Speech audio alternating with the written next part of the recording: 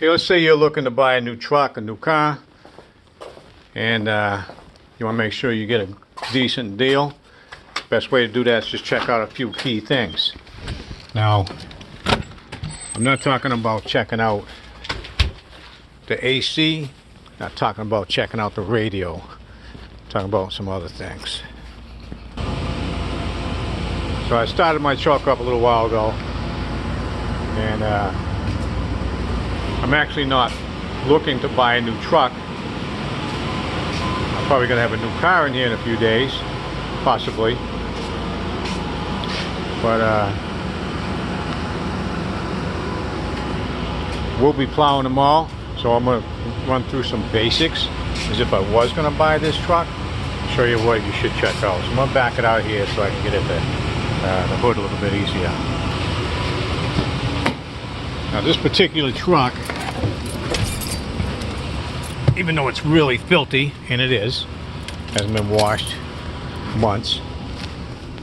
We have a water ban here where I live, but this is a Dodge Ram 1500. It's an 08. It's kind of an old one, but still holding up well. Still plows snow pretty well.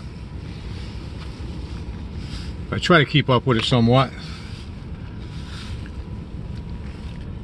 Like I said, if I was going to buy this truck, one thing I'm going to do right now, I'm going to cut these wheels all the way over this way. And I'll show you why I did that.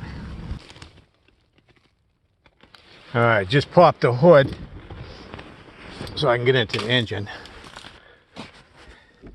But the reason I turn the wheels like this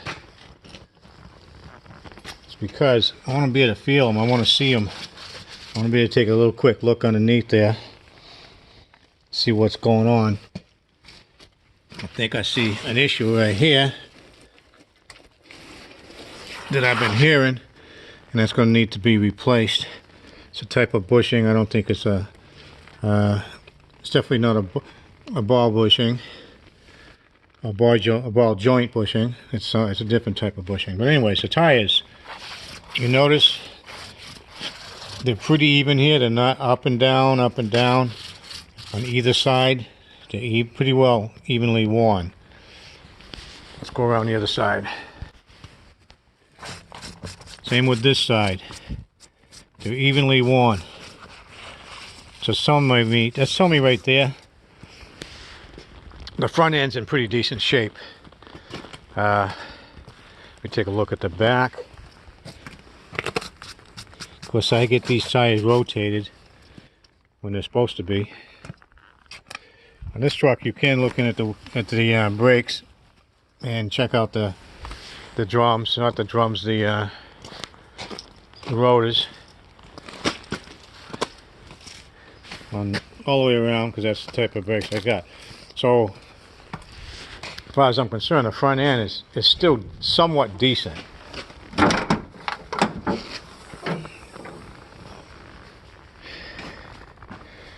Now you can see this engine looks a little dusty.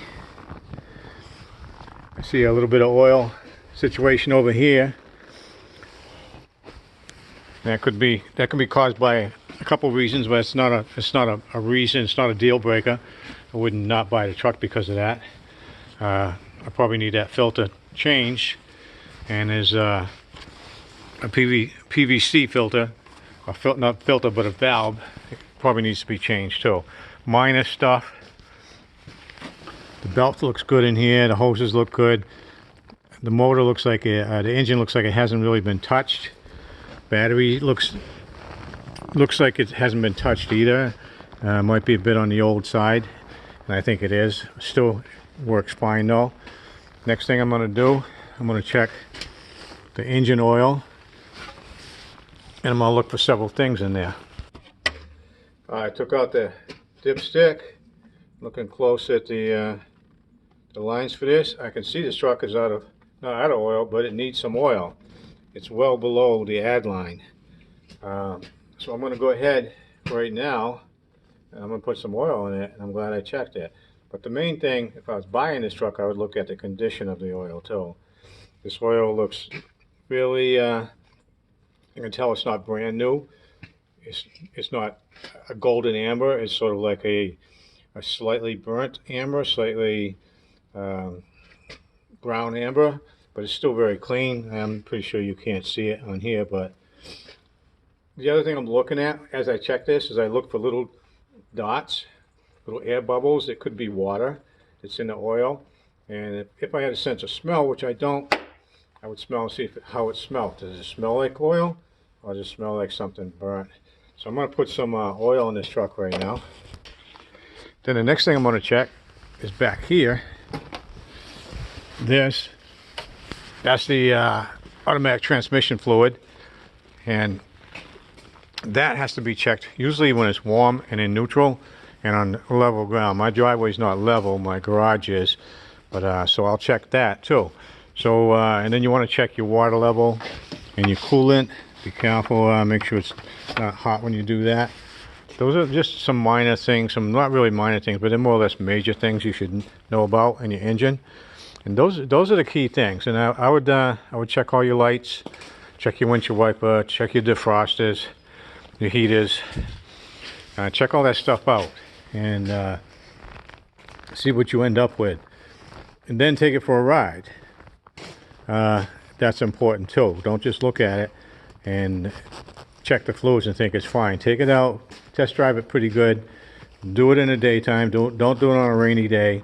Do it when it's dry like this, and go from there. If you like it, best thing to do actually at that point is Google it, go online, check it out, look at reviews, see if there's recalls, and if you can, if it's a particular vehicle, see if you can get a Carfax on it so you know how many owners it's had, if it's had any accidents, it's been salvaged, or anything like that.